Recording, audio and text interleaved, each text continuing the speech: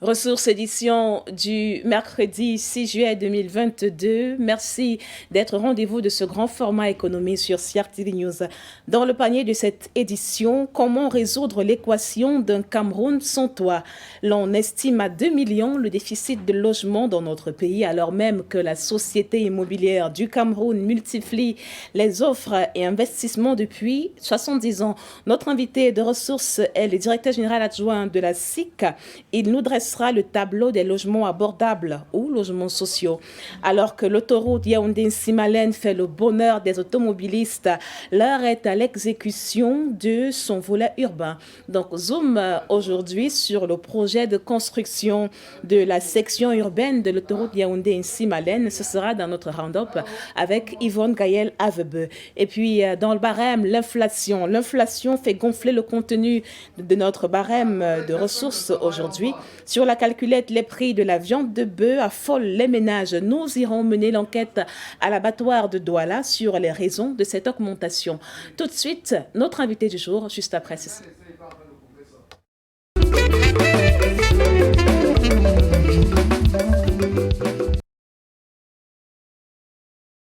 L'invité de ressources, c'est Faustin Clovis Nundieu. Il est le directeur général adjoint de la SIC, puisque je vous l'annonçais en titre, le Cameroun souffre d'un déficit de 2 millions de logements décents. Alors, comment résorber le déficit et offrir des logements à coût abordable aux salariés? Une question charnière qui a également été au menu du récent salon de l'action gouvernementale. Et sur place, nous avons rencontré justement le directeur général adjoint de la Société immobilière du Cameroun, Faustin Clovis Nundieu, répond à nos questions dans cet entretien. Monsieur le directeur général adjoint, bienvenue sur CRTV News. Merci madame. On a souvent un amalgame ou alors un problème de compréhension quand on parle de logements sociaux que la SIC porte globalement. Qu'est-ce qu'on entend par logements sociaux? Merci pour cette question fort pertinente. Parce qu'il y a une large confusion sur certains termes en ce qui concerne la définition du type de logement. Généralement, on pense que les logements sociaux, c'est les logements les moins chers. Ce n'est pas vrai. C'est tout simplement les logements aidés. Aidés par les pouvoirs publics de l'État ou aidés par les communes ou toute autre personne qui voudrait contribuer à la production de ces logements. Vous pouvez avoir un logement à la construction qui devrait coûter normalement 40 millions, parce que le foncier a été gratuit, ainsi de suite, parce qu'il y a eu certaines facilités au niveau fiscalo-douanière, le coût final devient réduit. Voilà, on a réduit parce que les pouvoirs publics ont pu, n'est-ce pas, intervenir dans la production de ce logement. Maintenant, s'il revient à la SIC de produire, d'acheter le terrain et de vendre, on ne peut pas baisser le coût parce qu'il faut inclure le coût du terrain. Maintenant, les logements abordables, c'est quoi? C'est les logements dont les prix sont inférieurs au prix médian du marché. Les prix inférieurs. Donc, les logements sociaux peuvent faire partie des logements abordables. À l'origine de la définition des logements sociaux, c'était à l'époque en Europe, pour les entreprises qui devaient trouver un logement en fonction de salaire, n'est-ce pas, de leurs employés, pour leur permettre de vivre à proximité peut-être de l'enseignement. Donc ce n'était pas un logement, n'est-ce pas, pour tout le monde. C'était les salariés des entreprises. Aujourd'hui, on a étendu cette notion à tous ceux qui peuvent, n'est-ce pas, intervenir dans la location des logements. Parce qu'au fait, le logement social, on ne peut que les louer. On ne les vend pas, des logements sociaux. Parce que ceux qui peuvent acquérir un logement cash peuvent se construire. Donc il faut aider au maximum ceux qui n'ont pas, qui ne peuvent pas, n'est-ce pas, s'offrir un logement. Il faut plutôt chercher cette couche-là. Et je peux vous dire qu'il est quand même difficile que toute la population puisse avoir accès à un logement. Il y a des démunis qui ne seront même gratuitement, ils ne pourront pas tenir le coût d'entretien de ce logement. Et c'est justement ce qui amène plusieurs Camerounais, plusieurs travailleurs, pas forcément les démunis qui ne peuvent pas s'offrir un logement social, mais ceux-là qui estiment qu'avec leur statut de classe moyenne, ils devraient pouvoir acquérir un logement abordable, on va dire ça comme ça, ficelé ou façonné par la CIC. Mais on se retrouve buté face déjà au manque de logement et ensuite à leur coût. Déjà, qu'est-ce qui explique que la CIC ne parvienne pas, plusieurs dizaines d'années après sa création, à remplir la demande? Nous avons souci de remplir cette demande. Déjà, par rapport aux objectifs que s'est fixé le chef de l'État, c'est-à-dire loger le maximum de Camerounais. Nous devons mettre en place tous les mécanismes possibles pour produire le logement. Vous savez, la production de logement, c'est toute une chaîne. Il y a beaucoup d'intervenants, il y a beaucoup d'acteurs qui doivent intervenir. Le foncier, par exemple, ne relève pas de la CIC. Si nous n'avons pas le foncier assez gratuitement, il est difficile de construire des logements à plus bas, au prix bas. Comment ça se passe? La CIC achète des terrains? Si la CIC achète des terrains, c'est pour les logements au standing. Quand l'État met à la disposition, c'est pourquoi j'ai dit les logements sociaux sont aidés, met à la disposition de la CIC le foncier. Si le ministère de Finances nous accorde certaines facilités fiscalo-douanières pour que les taxes n'alourdissent pas le coût de logement, vous comprenez qu'on va tout droit vers le logement social. Et la production de logements sociaux, ce n'est pas l'affaire donc de la CIC uniquement, c'est toute une chaîne. Il y a des maillons, il y a plusieurs acteurs qui interviennent. Il faudrait que ce marché, tous ces acteurs conjuguent leurs efforts pour qu'on puisse atteindre les objectifs, pour qu'on puisse résorber le déficit de ces logements. En l'état actuel, rendu en juin 2022, à combien on peut estimer la flotte de logements gérés par la CIC? Oui, cette question revient. Non, elle n'est pas technique du tout. On est très gêné de donner ce nombre parce que depuis 70 ans que la SIC existe, c'est une douzaine de mille. 12 000 à peu près construits et une bonne partie vendue. Dans son portefeuille, la SIC a à peu près 5 800 logements. Donc, c'est un gros, enfin, on imagine qu'en 70 ans, il a dû y avoir beaucoup d'investissements pour garantir au Camerounais le minimum. Maintenant, on a reçu tout à l'heure des prospectus qui nous annonçaient ou qui nous proposaient d'acquérir des logements. Et le coût le plus bas, je vous en parlais, c'était 51 millions de francs CFA pour un studio plus parking. Je peux avoir la fiche ici. J'ai envie ça va suggérer une question sur la politique de tarification de la CIC. Oui, il y a plusieurs types, plusieurs gammes de logements. Alors, dans quelle gamme vous vous situez? Si c'est le haut standing, en plein centre de ville de Yaoundé, il faut s'attendre à ces prix-là.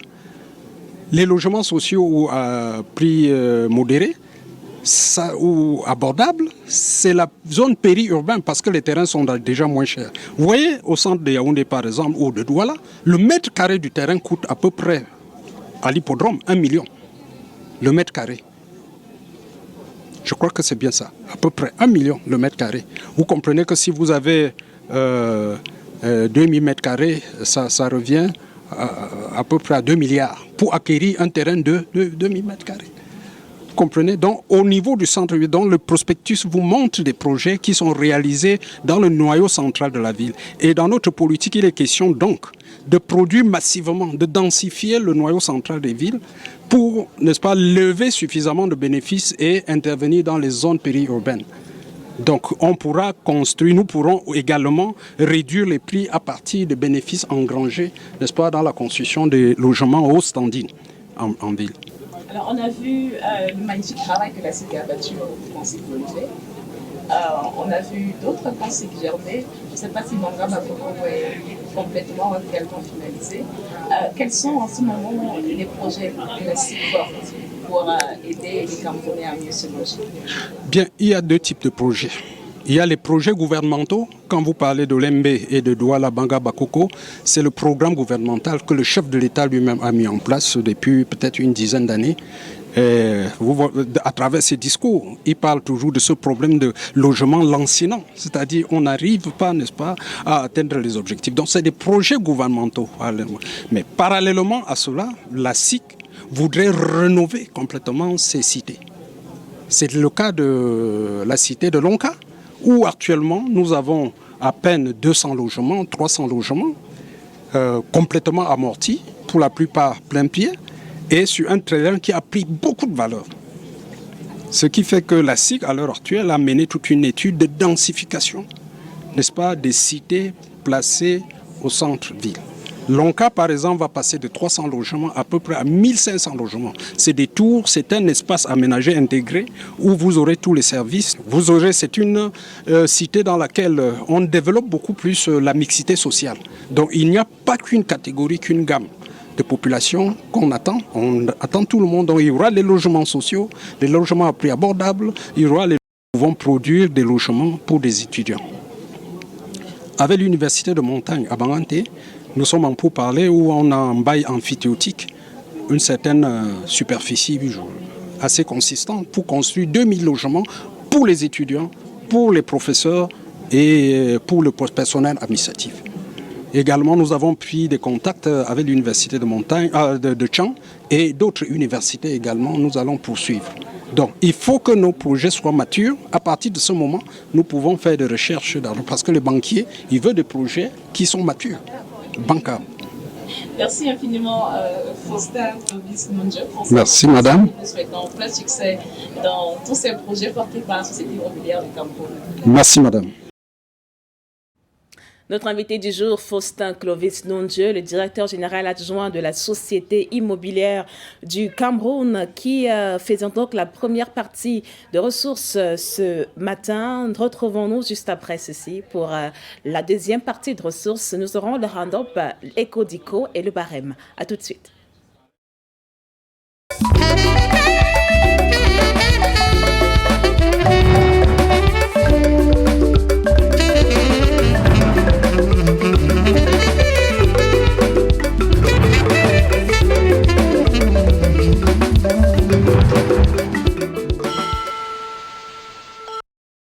Retour sur le plateau de ressources. Merci d'être des nôtres pour ce grand format économie sur CRTV News. Et dans cette seconde partie, nous aurons tout à l'heure le round-up de l'actu avec Yvonne Gaël Avebe. Juste après, vous découvrirez les subtilités de la notion d'industrie. Ce sera dans Éco-Dico. Et puis, nous ferons une incursion sur le marché pour découvrir les prix de la viande de bœuf qui caracolent depuis plusieurs mois avec cette immersion à l'abattoir de Douala. Voilà. En gros, ce qui fera le menu de cette seconde partie de ressources. Mais d'abord, ici, on accueille Yvonne Gaël Avebe pour le round-up, juste après ceci.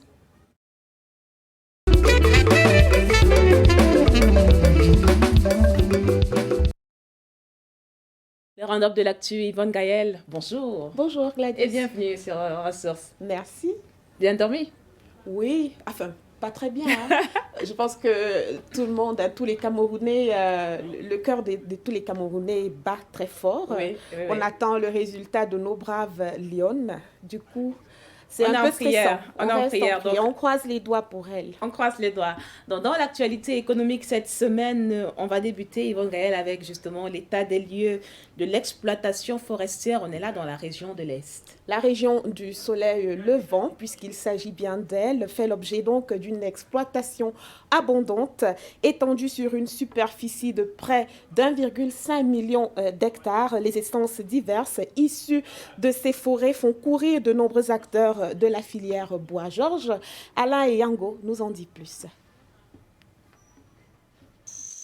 La cartographie des domaines forestiers permanents et non permanents de la région de l'Est donne à voir des forêts domaniales et forêts communautaires étendues sur une superficie de près d'1,5 million d'hectares. Des forêts qui, de par leur essence aussi abondante que diversifiée, ne cessent d'attirer de nombreux exploitants de divers horizons. Certains clients préfèrent quitter d'autres régions pour Bertois parce que Bertois dispose de plusieurs essences, des essences solides, notamment l'Iroko, Sapeli, Cordia, voire le Bilinga. Si on parle du département du Lomé-Djérém, l'essence la plus prisée, c'est le Pachiloba, dont le nom scientifique est le doucier blanc.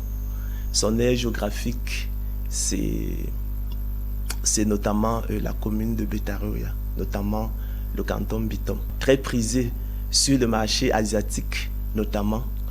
Vous avez des essences comme le Tali, le Kotali, qu'on appelle les Yek. À côté de ces essences, très prisées par les 45 unités locales de transformation de bois, bien d'autres essences font l'objet d'une conservation jalouse. Si vous sortez, vous allez trouver des vins comme le Mwabi, comme le Wenge. Elles font l'objet d'une conservation particulière parce qu'on pense que ce sont des essences menacées d'extinction. La préservation des forêts du soleil levant, atout majeur du patrimoine touristique de la région, tout comme leur exploitation rationnelle au profit des populations locales, continue de préoccuper les pouvoirs publics.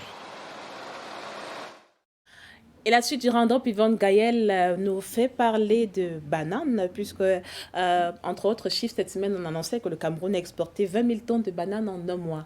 Et cette semaine, justement, le secteur banane a fait le cœur d'un événement à Yaoundé. Exactement, de bons chiffres qui viennent de cette filière dont l'association panafricaine de producteurs et exportateurs de fruits était donc en concertation avec l'Union européenne il y a quelques jours pour redéfinir les points forts de cette collaboration et surtout améliorer le développement de la filière et les conditions salariales. Cyril King-Mbépé. Cette délégation de l'Association panafricaine de producteurs de bananes et exportateurs de fruits a requis auprès de la délégation de l'Union européenne la prise en compte de l'exception de la banane du continent. Poursuite de la coopération avec l'Union européenne et la filière bananière, l'instrument du fait est venu à expiration et où s'est mis en place le nouvel instrument de voisinage qui, dans sa programmation, ne prend pas en compte les préoccupations de nos filières bananières. Avec plus de 300 000 tonnes de bananes exportées en Union européenne, les trois gros producteurs du continent souhaitent également que les ouvriers soient traités avec humanisme. Il est essentiel que les travailleurs aient une rémunération juste et avec lesquels on puisse partager les fruits de la rémunération. Il est important maintenant qu'il n'y ait pas une méthode qui soit uniforme, homogène et qui ne prenne pas en considération la réalité contextuelle. Leur engagement, améliorer les conditions salariales, mais pas à hauteur du SMIC que désirent les ouvriers, soit un peu plus de 133 000 francs CFA. C'est l'objet de leur visite au ministère du Travail et de la Sécurité sociale. De la banane au cuir pour parler précisément de tannerie et de ses acteurs qui disposent désormais d'un appui, fruit de la coopération Cameroun-Union européenne. Lionel Mingue nous en dit plus. À travers ses nombreuses potentialités, la filière cuir et spécifiquement la tannerie est un levier important de développement. Seulement, les acteurs de ce domaine ne sont pas toujours bien aguerris. C'est pour renforcer les capacités de ces artisans que le dispositif d'appui à la compétitivité du Cameroun, fruit de la coopération Cameroun-Union européenne, a initié cet atelier de restitution du guide de bonnes pratiques au métier du cuir. Je suis heureux en tant que président de l'interprofession de voir que toutes les synergies convergent désormais vers cette filière pour qu'elle puisse enfin exister sur le plan économique, pour concurrencer des grands pays du cuir. Une initiative qui va contribuer au renforcement de l'économie et à la création d'emplois à travers l'amélioration de la compétitivité des entreprises locales. Les acteurs de la filière cuir présents à cet atelier ont émis le vœu de voir d'autres guides de bonnes pratiques proposés, notamment en chaussures, maroquinerie et tapisserie, afin d'accroître la création des petits métiers. Et la suite du round-up, c'est un update ou un suivi justement de la mesure d'interdiction des emballages plastiques de faible épaisseur, Yvonne Gaël. En effet, ces emballages plastiques polluent donc l'environnement. Quant à la mesure d'interdiction, certains la respectent, d'autres non. Voici le regard de Rodrigue Bertrand-Tueno. 10 ans après le lancement de la croisade contre les emballages plastiques, les résultats sont diversement appréciés. Du côté du ministère de l'Environnement, de la Protection de la Nature et du Développement durable, l'on regarde le verre à moitié plein qu'incarnaient déjà en 2016 certaines statistiques. 3000 personnes sanctionnées, 600 autres gardées à vue, 390 contrevenants traduits en justice, certains contrevenants ont été libérés contre paiement d'une amende et le cumul des amendes recouvrées et reversées au trésor public s'élevait alors à 60 710 000 francs CFA. En outre, tous les fabricants et importateurs officiellement reconnus ainsi que les grandes surfaces se sont conformés à la mesure. Du côté des ONG, l'on s'attarde sur le verre à moitié vide. Les emballages plastiques ne se sont jamais mieux portés et continuent de rythmer le quotidien des Camerounais, aussi bien en ville qu'en campagne. Pire, l'arrêté de 2012 a entraîné non la disparition du plastique comme souhaité des comptoirs au Cameroun, mais plutôt une augmentation des prix des emballages plastiques, Dixit Greenpeace Afrique. Au bout du compte, une décennie après le lancement de la croisade contre les emballages plastiques, les pouvoirs publics ont gagné quelques batailles, mais n'ont pas encore gagné la guerre. Et pour clôturer ce round-up, Yvonne Gaël, nous allons avoir des nouvelles de l'autoroute Yaoundé-Simalène, plutôt de sa section urbaine. Exactement, de bonnes nouvelles en perspective. Oui. De ce côté-là, on pense à la fin des travaux de la section urbaine de cet axe. L'ouvrage promet plusieurs aménagements. Rêvons un peu à la vue de la maquette présentée par Rodrigue Bertrand-Tueno une fois de plus. D'un linéaire de 12,3 km, la section urbaine de l'autoroute Yaoundé-Simalène s'élancera de l'échangeur d'Ahala, la fin de la section rase campagne pour le quartier Sam, le mess des officiers, la poste centrale, le rond-point du premier ministère, la nouvelle route Bastos, avant de s'arrêter à la sous-préfecture de Tinga. Les déplacements à Yaoundé seront révolutionnés. Nous avons des échangeurs, nous avons des ponts. Nous avons des pistes piétonnes, les voies principales et secondaires, les bretelles. Ce qui permet donc de pouvoir contourner la poste centrale. À partir de la pharmacie du Soleil pour se rendre du côté de Melaine, on passera sur les voies au-dessus, en passant par l'échangeur au niveau de Hilton. L'autoroute s'intégrera aux voies de contournement de la capitale. Avec tous les pôles urbains qui seront construits, elle va nous permettre donc de réduire le temps de parcours. Elle va nous permettre également de dévier le trafic de nos poids lourds pour les échanges qui se passent au niveau de la sous-région d'Afrique centrale. Au-delà de la mobilité urbaine, l'assainissement sera impacté. Avec l'avènement des pluies de ces derniers temps, vous voyez, la poste centrale reste inondée. La section urbaine viendra donc dans un premier temps déjà renforcer donc, le ruissellement des eaux, on pourra bien les canaliser. Vivement que le rêve passe de la maquette à la réalité.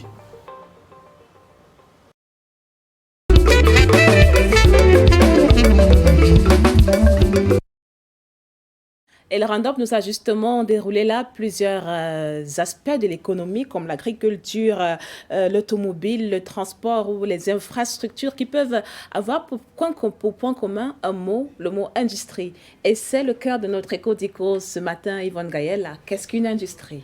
Alors, en parlant d'industrie, Gladys, on pense aux activités économiques qui combinent donc avec les facteurs de production, les facteurs de production à l'instar donc de l'installation, de l'approvisionnement et même du travail, pour ne citer que ces facteurs-là. Et comme industrie, on peut donc citer l'industrie agroalimentaire, l'industrie cosmétique dans laquelle les Camerounais s'illustrent plutôt bien. Et donc, l'industrie permet, pour conclure, d'inventer, de fabriquer et même de commercialiser les nombreux biens de consommation et les équipements de notre vie quotidienne. Très belle explication, Yvonne Gaël. On va vous dire à bientôt à la prochaine édition de Ressources. Forcément, c'est un rendez-vous. C'est un rendez-vous. C'était donc Éco-Dico et le round-up avec Yvonne Gaël Avebeu qui nous mène à la prochaine articulation de cette seconde partie de Ressources, le barème.